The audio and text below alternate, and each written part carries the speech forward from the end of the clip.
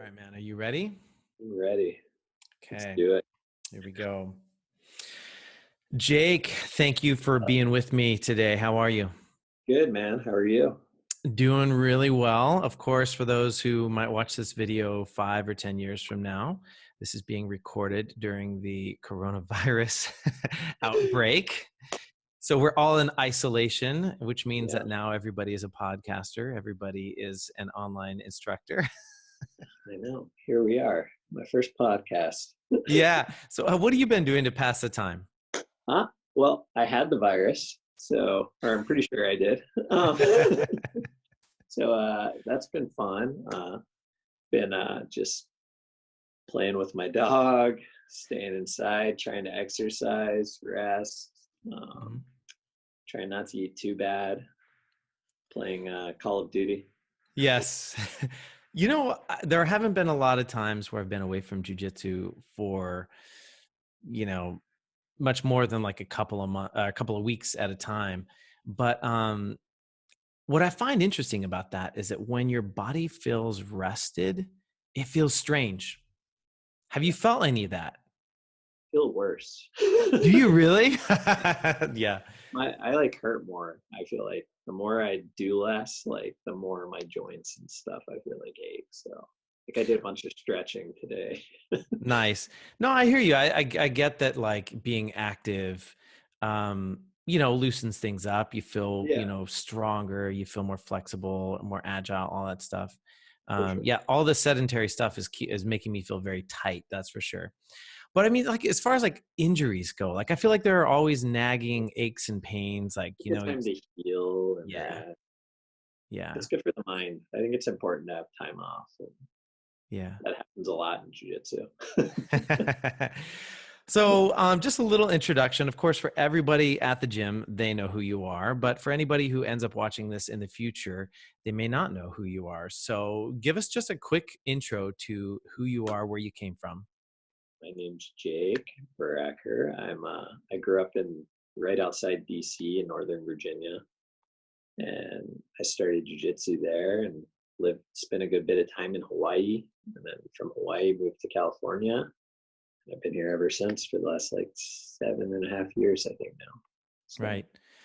What do you think is your current claim to fame? What would you say your training partners say about your jujitsu? uh well, I don't like talking about myself too much. So I think I'm pretty decent at triangle chokes. So I'd say that's probably my best move. A good close guard. I'm not one to self-hype much, but No, I I know, but that's why I'm saying to put it in that yeah, mindset of, like, what would yeah. Dre say about you? What would Jerry say about you? What would, any of the other black belts, what would you say is like your style of jujitsu? I don't know. Here, apparently, I smile and I laugh a lot. So that apparently bothers a lot of people. Well, um, we've trained together, and one of the things I've noticed about your style of jujitsu is it's very, very mellow. yeah, I'm very slow, kind of like a sloth. Right. And I have heard a little bit of the chuckling, the laughing, and as a purple belt, it's just funny because, like, I know that, like, fundamentally black belts love to just open the door and let you in, but really that's just a trap. And we think we're getting clever with things. Oh yeah, I'm gonna do this. Oh, there's my escape. But really, you guys are just setting a trap for us, and that's very much your style too. I feel like it. You're maybe at a slow pace, even a slow energy, like low energy, but it's like I still feel that, like, there's like the next step, and you're just leading me down a path to getting Yeah, somebody.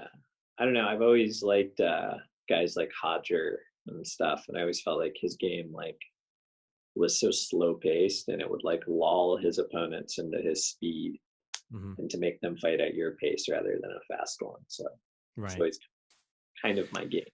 Do you remember your first day on the mat? Too. Tell me about it. What was it like? What was going on in your mind? Well, I didn't want to be there. I Really? so I watched like some MMA and stuff, but I didn't know what jujitsu was. And I wanted to do some like kickboxing or boxing.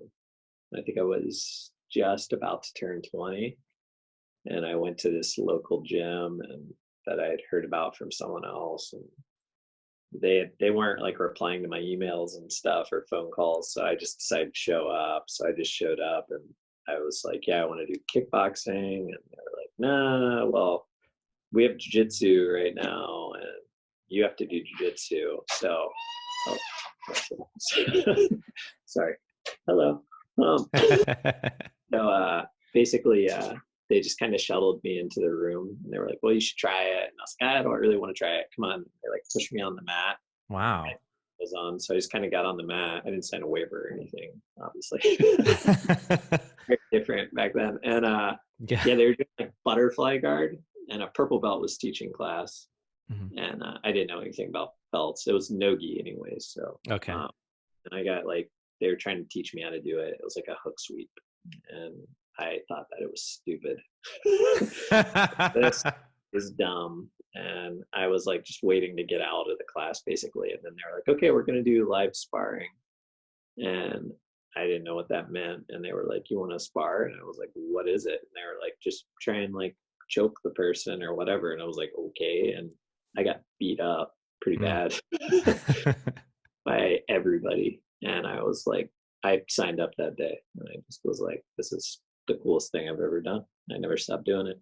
Really? Wow. So in the course of an hour, hour and a half, you went from not wanting to do it, not wanting to be there on that mat to, okay, sign me up. Yeah, pretty much. I was like, take my money. I was like, this is really cool. Wow. So how did you even decide to walk into that gym? I mean, I know you said you watched some MMA and stuff like that, but like there was a switch in your mind that said, okay, I'm going to do this. I'm going to reach out to them. They weren't responding, but like, I'm going to walk into that place. I don't know. I was like in that place of trying to figure out if I wanted to go to college again or like whatever, and just trying to figure out something to do. And I wanted to get in good shape or something, I decided. So I was like, boxing sounded cool, and I had watched MMA and thought that was cool. And who doesn't want to be a ninja? So yes, kind of my goal. And then I just kind of got in there, and I was like, this is like a superpower, and never wanted to stop, you know? Are you comfortable with telling us the lineage of that school? Yeah, I'm totally friends with all those guys. Cool. I'm homies with everybody. It was a Clark Gracie affiliate. Okay. Called Fightworks. Back then there were like, I mean, as far as gyms go, Pedro Sauer actually had a gym down the road, but I didn't know who I didn't know anybody, you know. Sure. Lloyd Irving had a school that wasn't too far. But aside from those guys, there were no black belts really on the East Coast when I was there. So was the purple belt the highest ranking? There were 3 purple belts and a brown belt, and they were all and they were just guys that did jiu-jitsu and like had a little school. There was like fighters, MMA guys and stuff there, but it was such a different scene at that time. Mm-hmm. It was really bizarre, kind of, now thinking back on it. Yeah. So at some point, I would imagine there's somebody that you latched onto. I think for all of us, there's somebody that, you know, we train with, either they're kind of a peer or maybe they're an instructor, and we kind of latch on to them. We're inspired by their style. Who would you say inspired your style the most in the early days? Let's call it like white belt, blue belt days. So I went from like white to blue belt in like 6 months, but my instructor that I like was training with, like they're the most out of like the 4 guys, was a purple belt, and his name was Matt Ollenborg. Like no one knows who he is, but he's a black belt now, but he was a good wrestler and stuff, and he used to compete a lot. So I would train with him like daily, and he gave me a lot of extra time and attention. So like nice. Felt like he was kind of like my instructor. Cool. But there were a bunch, like there were a bunch of good guys there that taught me. Yeah. So cool. What about so yeah, it didn't sound like there were a lot of gyms in that area at that time. But talk to me a little bit about rivalries. I mean, when you were coming up through the ranks, I mean, so let's go. So DC, you were white and blue. Were you also purple in DC? Or did you go to Hawaii and get your purple and unique situation, my purple belt, but Tell but more. I, Tell us what I happened. I really only spent my time in Virginia for like white to blue, and I Uh-huh. left like right after I got my blue belt, pretty much. Okay. Just because I didn't like you couldn't train enough. That was a big part of it because jiu-jitsu, like Mm. people, not that it's like a lucrative business now, but back then even it was less, Mm-hmm. So these guys all had professions that had the gym and stuff. So there were like maybe 3-4 days a week you could train max. Wow. And I was obsessed. So Yeah. I wanted to train. I was going to like other gyms, which back then was very frowned upon. Right. And I Roughly what didn't. years were these? Uh, 2000 and I think 8. Okay. Somewhere in there. Yeah. So did you get to train at Lloyd Irvin School? I did. I trained at Lloyd Irving's a couple times. I did that later actually, rather than Mm. early. Oh, So, really? yeah, it was. So I did go there. I went there for some comp training and stuff, but I trained at Okay. Pedro Hours with Pedro Okay. directly a couple times. I didn't Yes. even know who. So especially in those days, I feel like, more in the recent days, especially since, the start of 540, we've really done a lot to change the culture of jujitsu, where it's more open door policy to anybody, from Yeah, any lineage at any time. And I realized that, that was kind of a new concept when 540 came on the scene. So when you were training back in 2008-ish at, these different schools, did you have to go in and kind of pretend like you didn't have a home gym, or how did that go? yeah. It was weird. It was like I remember my first like there were definitely like teams and stuff, but Hmm. I was competing. I competed after training for like 3 weeks and I lost terribly. I don't recommend doing that, but it was fun. Yeah. Um, so I was competing a lot, and guys that I was competing against, became like friends and stuff because Mm. there were only so many guys to fight against. So a lot of times you fight the same guys at these local tournaments. And Yeah.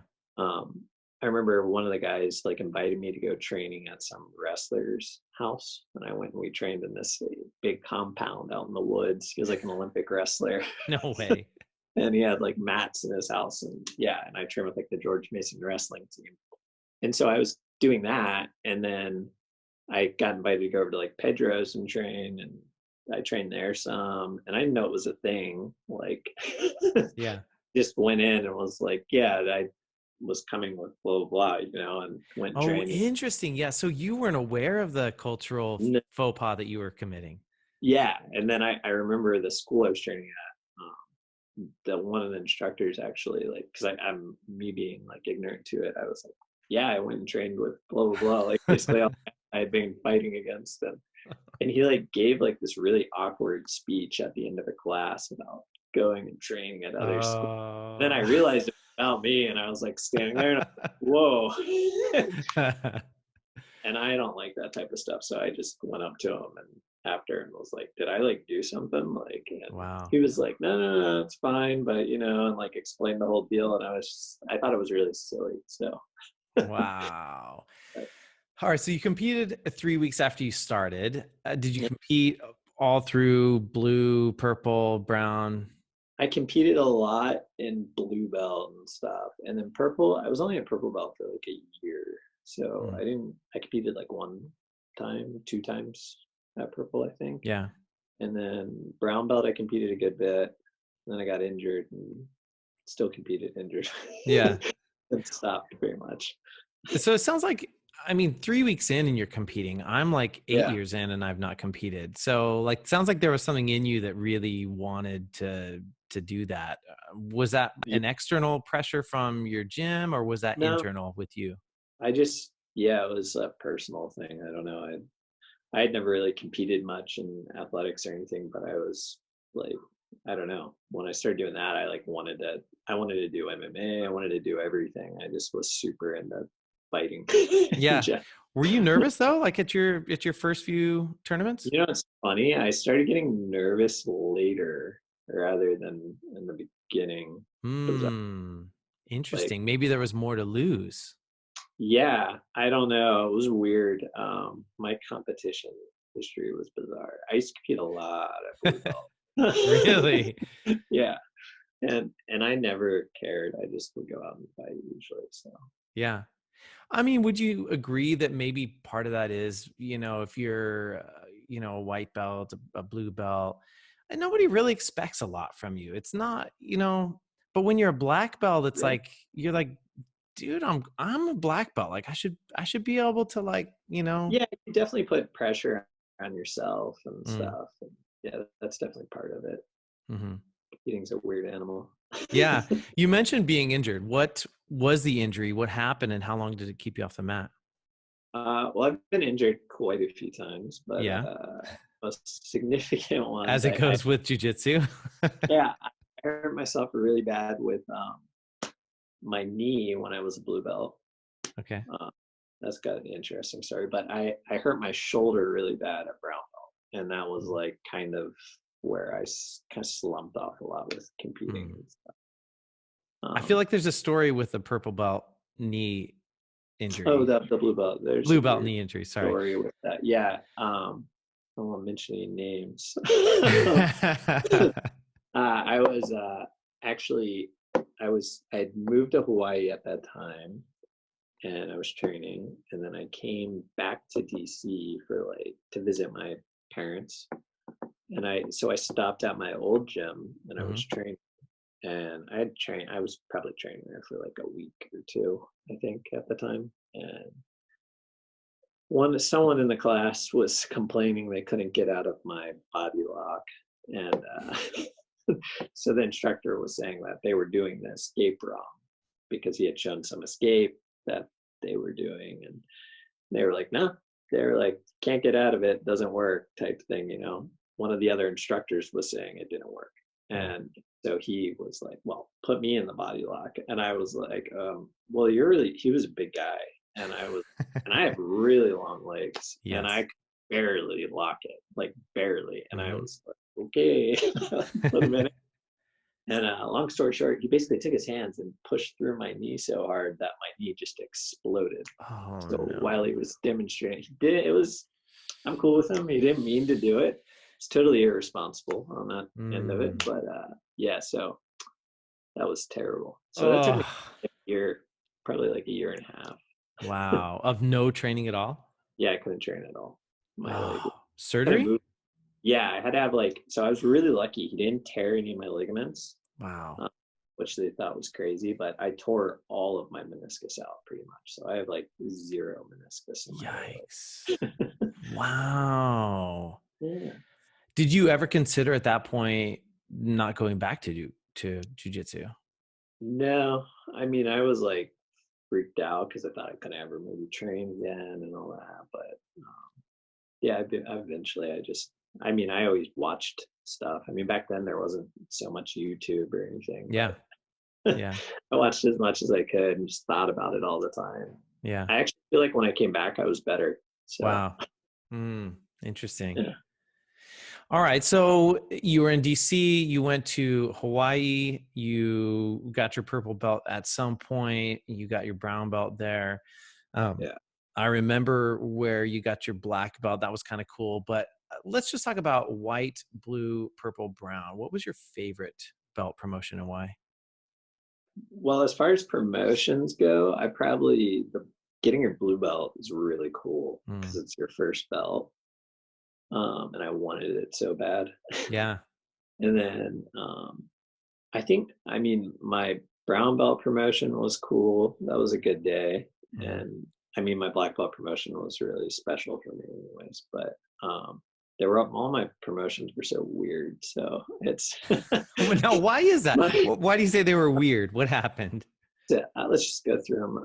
My blue belt, I was basically in the class, and it was just like a normal night class, and I was like, okay, I had to leave a little early that night for whatever reason. I think I had like a dinner or something I was supposed to go to, so I told the coach that I had to leave a little early, and then like right before class was gonna like start training or something, he was like, um okay, everyone circle up. And back then, there weren't a lot of like other belts. Like, now it's like the class can have 6 black belts in it and stuff. Like Right. only seen like 2 black belts ever at first. Like, Wow. just like, yeah, like it was not a thing, you know? Mm-hmm. Like a purple belt was crazy if there was a purple belt. Wow. That was like a black belt type thing. Wow. And yeah, so it was like mostly blue belts and white belts, mostly white belts. But he basically made me fight the entire class of blue belts. What? Because he had been having an argument with one of the other instructors that I needed a belt. And Wow. he didn't want to give me a belt because I had only been training like 5.5 months or Yeah. something. And but I triangled him. And, and so and so they were arguing, saying one was saying I didn't know enough techniques and all this stuff. And basically he like made me fight everybody in the class, so all the blue belts. It was like I had to fight like I think 10 guys back to back. Wow. And I wasn't allowed to triangle anybody. What? That I was triangling everybody, and that was the one instructor's argument that I only knew triangles. Oh, bro.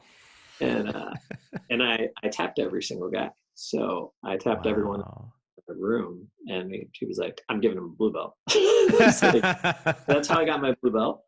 Not the most conventional way, but it was Right. cool. Yeah. And so that was rad. And then my purple belt was weird because I was training in Hawaii, and I had just like gotten back from my knee injury, and I was training a lot. I was getting beat up by like Keenan and all these guys I used to train there. And then I came back to the East Coast for like a quick vacation. It was in my family again for like 3 weeks. And I stopped in at my old school, and they gave me a purple belt. Ah, okay. And I was like, well, this is awkward. Yes. I see now. Yes. I wasn't even doing the class. I did like a no-gi thing with like some of the guys there, and I was like leaving. And I was bummed because I was getting ready to compete at like Worlds and stuff. And then Oh, so he gives me a purple belt, and I was just like, well, I didn't know like what the like at that point I was training under BJ and JD, yeah. and I was like, okay, I don't know what to do with this, you know. And then so I went back to Hawaii, and I just brought my purple belt because I didn't know what to do, and I just like brought it, and I like before class started, I remember I just went up to JD and I told him what happened, and he was like, yeah, it's cool. He was like, congrats. He was like, you're a purple belt. He was like, you were ready for your purple belt. It's cool. And I was, wow. That's cool. what? And that we just never talked about it. It was just like, it was cool. So Yeah. Yeah. And isn't it interesting, the cultural norms that we have in our sport, right? Like yeah, that is definitely an odd situation to be in. You're yeah, kind of breaking protocol because at this point you had moved to Hawaii, and Hawaii was your home gym at that point. yeah. But your kind of original gym was kind of claiming you as a current member and saying, no, you're ready for Yeah, the purple. How long have yeah. you been away? Not like already a year, I think. Yeah. So it Wow. was Yeah.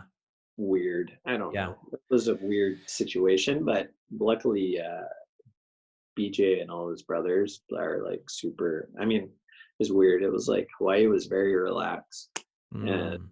they just, I don't know, just different. He didn't care. So I thought that was really cool. Yeah. And yeah, and then Talk yeah, about, yeah. So your next belt promotion. So and then my brown belt was probably the most normal promotion. I got that one just like I was getting ready to leave Hawaii. So I just was moving to come to California and everything, you know, pretty much. Well, for someone, but so and they just surprised me and ended up promoting me there, and which was cool because I had technically not gotten any belts from them, you know, even though I had trained my right. entire Jiu-Jitsu length was under BJ and them. Mm-hmm. But I didn't know if I would get a belt because there were guys when I came there that were like, I mean, they were brown belts when I got. Some of them are still brown belts now. You know? Oh, and brutal. I never saw BJ promote anybody. So Yeah. okay, well maybe like I don't know. I didn't want my belt from like the other professors like Sharuto and those guys because I didn't really train with them that much. Mm-hmm. So I didn't ever expect anything. And then yeah, so BJ came in, and it was after he had a fight. I don't remember what fight it was, but he gave me, he came in when he was hurt anyways to Mm. promote me. So I thought that was really cool. Wow. Gave me my belt there. And Yeah. then I got whipped by everybody. Um, and, and yeah, and then I got my black belt in the street in Venice, which was also unexpected. So that was a kind of a weird situation. Right. Well, you weren't even in a gym. No, I was eating street tacos down in Venice by the, I think it was like Venice Boulevard or something. I don't know. At an art show. And BJ was there, right? BJ was there for that?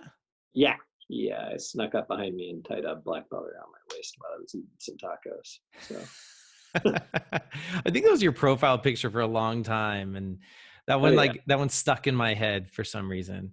Yeah. That was I fun. wasn't there personally, but I heard some story about a couple of the buddies running back to a car that was parked far away to go get the belt so that they could get it to BJ. And it was like, it sounded like this Yeah, whole like Jason Bourne kind of like thing it going on in was the background. bizarre. It was really interesting. It was cool. It was really neat. Probably one of the most unique belt promotions. Yeah. You know, you brought up an interesting uh, part of our sport, and that belt promotions are so many different types of belt promotions that happen within our sport. You have the really ultra traditional, which are like every year there's a belt promotion. Doesn't mean everybody's going to get promoted. It just means that every year Right. there's a ceremony and you get, certificates and you get to stand up there and give a speech. You're going to have on the other end of the spectrum the surprise belt promotions that happen whenever they happen. It could Right. happen before class, after class. It could happen on a street. There's all styles. There's all these different styles of belt promotions. You kind of had a pretty healthy mix of all those. Had a little taste of every. The most traditional one I had was my brown belt, and I didn't know I was getting promoted, but it was like with a lot of my friends there. Hmm. Hmm. I definitely can appreciate that. It's cool when you have people there to recognize you for your moment. Sure. Yeah. So that's cool. Did you have a moment? I mean, I know we're talking about the belt promotion was actually a surprise when you got your black belt. But Yeah. did you have a moment or any indication beforehand, either a week or a month or whatever, that you knew? Like, was there a moment that you knew you were going to be a black belt No. soon? I was in a really bizarre situation because I traveled and I lived all over and I was training places. I was training with Clark a bunch at the time. It was just kind of all over the place. So brown belt's like a weird belt, and it's like I don't know. I was like damaged goods. No one wanted to. Oh, Everyone was like, and like I don't know. It was weird, because I didn't know who was going to give me a belt or sure. what. Yeah. I mean, I wanted it. Hmm. I felt I was at the level, but that wasn't up to me. But I was at the point too where it was just like I didn't care. Hmm. Like I was so like whatever. Yeah. Yeah. Yeah. You loved jujitsu more than you loved the belt promotion. Yeah, for sure. I Yeah. think yeah, I don't know. Jiu-jitsu is such a personal, to me anyways, like Hmm. journey type thing to where it's like I didn't care on what someone else's opinion on it was. I Yeah. just was good. So Yeah. whether they gave it to me or not. That's awesome. So let's address the small elephant in the room. It's not really like that big of a deal, but Uh-huh. you've kind of dropped some cool names. I mean, we're talking about BJ Penn. You trained at Uh-huh. his school in Hawaii. You mentioned Keenan. Did Keenan train there at BJ's? Yeah, so Keenan was there. Actually, he was one of the first people I ever rolled with there when I first moved there. He Wow. was 17. So we've got, BJ, Keenan, Clark, probably lots of others in the mix there as Yeah, well. well, Clark, I trained with Clark in San Diego. I didn't train with Yep. Clark. Yep. Yeah, I've trained with a bunch of really good guys. Yeah. And, different styles. Certainly there are Yeah. really unique styles all represented within just those three and probably many others that you've trained with. Hmm. So we kind of talked about in the early days as a white or blue belt who influenced you the most. Is there somebody who you can point to as a brown and black belt who has influenced your game the most? Um, I think like my jujitsu has been pretty similar from, I mean, I've changed it quite a bit. I don't want to sound like it. I think Clark had an influence on some of my jujitsu for sure. I think everybody has. I mean, Sure. even when all these guys Right. have influenced my jujitsu, but um, in particular, like I think my style is my style. I do Yeah. my own Yeah. type, but I don't really like play someone else's super specific. Coming Right. up, guys like Hodger Hmm. and Braulio really like influenced my game watching just Yeah. because they were bigger guys and I liked their style of Hmm. like simplicity and technicality. And then BJ influenced my style quite a bit. I use a lot of his jujitsu, Hmm. even though he's a small guy. Hmm. And I always kind of thought maybe I couldn't use some of his stuff, but I use a lot of his jujitsu still. I Yeah. still teach a lot of his jujitsu. Wow, that's So cool. Yeah. What belt was Keenan when you trained with him in Hawaii? when I first trained with him, he was a blue belt. I think we were both blue belts, like new blue Wow. belt. Wow. And yeah, he was good. He was really, really okay, I guess. That's awesome. You know, Yeah, it's interesting how you're talking about, you've really developed your own style of jujitsu. And I think that is one of the cool things about our sport is that it's such a free form kind of thing. We're not like bound by certain, katas and routines, and we're not, yeah, bound to be like, oh, we're only Lu Gracie style jujitsu and we're only this style of jujitsu. yeah, Like you in all of jujitsu, even okay, I've pretty much only trained at Studio 540 since the beginning. So I was a blue belt before we were Studio 540, and then I've just been there ever since. And even having like that experience of one school, I haven't moved around. I've trained very little with other schools. Even at the one school, the different instructors that we have come from different places. They've yeah, all kind of done the same thing. It's this like kind of huge family tree, right? That all contributes back down to the individual students. So, I've got your influence, Dre's influence. Um, you know, um, Aaron has certainly had an influence. And so, what's interesting is that like I feel that for myself too. Like there's certain things I like about your game. There's certain things I like about Dre's game, and there's certain things I like about Aaron's game. right. Certain things I like about other friends of mine, like that are purple belts. And I take Yeah, that and I like you kind of like take all the ingredients and you kind of mix up your own, pot of yeah. stew. I think that's what's cool about it. And like I've taken moves from so many different instructors and Hmm. teachers and people. And there were times where I was kind of teaching myself a lot too. And I was training with like me and Keenan and a couple other guys and other belts there at the gym. And we were just training all the time, like trying stuff out and being like, oh, what do you think of this? And Yeah. making up things as we went, Oh, that's awesome. Yeah. I think like just lots of mat time and doing that like is Hmm. what makes you good and just going for stuff rather than getting stuck in like one set of game.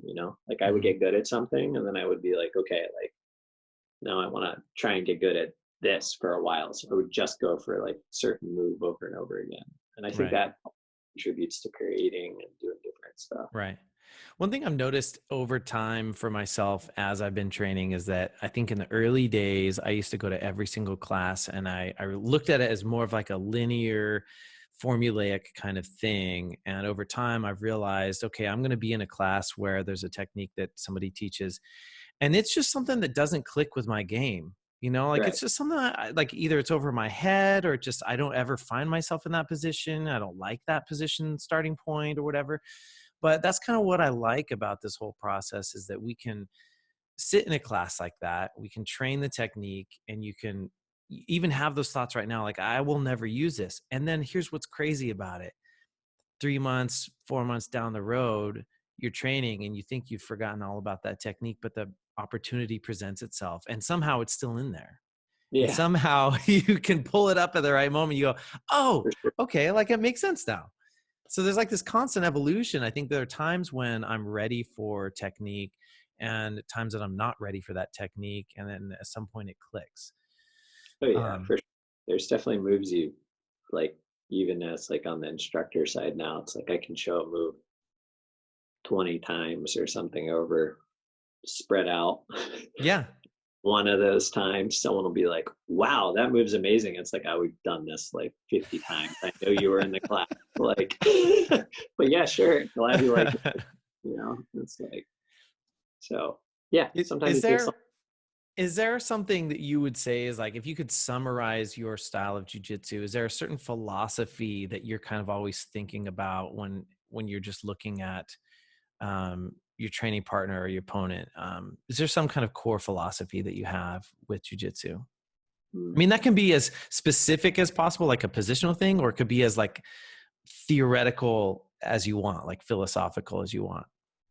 I don't know. I'm always trying to create movement. Mostly my game's movement based, so I'm Mhm. always trying to continue keep the pace moving a lot of the times. And I'm more submission oriented, so I'm typically looking for submission Mhm. most of. I don't know. I don't really think about that too much. I think I'm just Yeah. doing, kind of Yeah. like it's almost like art. You're just kind of creating, just Yeah. doing. You know, Yeah. Yeah. Yeah. I don't think a Absolutely. lot. I try and be more like present in the moment when I'm doing it rather than think. And I think that's a big thing. I think it's Yeah. funny because everyone always talks about jujitsu, you think, but I think Mhm. like the best guys don't think when they're doing, you're just Mhm. doing. You've Mhm. already trained. You're thinking while you train and practice the move, like in class, but when it's like rolling and stuff, you don't really have time to think. If I'm sitting there thinking about everything you're doing, I'm probably losing. Right. you You're already know? 2 steps behind. Yeah, as opposed if I'm winning or something, I'm usually not thinking too much. I might be setting you up or something, but it's more Sure. sub type Yeah. stuff. Yeah. Yeah. Looking back from where you stand today as a black belt, is there something that you wish that you would have put into practice earlier? Uh, I don't know. I think keeping an open mind is important to always come into class and not don't ever feel like you're too good to be doing something. I think it's super important to be able to just come in and do whatever's being taught and just do it. And that Mhm. goes back to like the mindset of like no mind, like not thinking, like just doing. Like you just come to class and plan on doing jujitsu. And maybe there's one thing you're working on. I always tell students early, like, like if you can pick a move or something and get good at that for a while, it'll help build other things around it. And Right. also, like, but again, it goes to that idea of don't just be present, like Mhm. come to class being present. And I think if I did keep that mindset quite a bit. And I think when I first got into that mindset, I got really good really quick.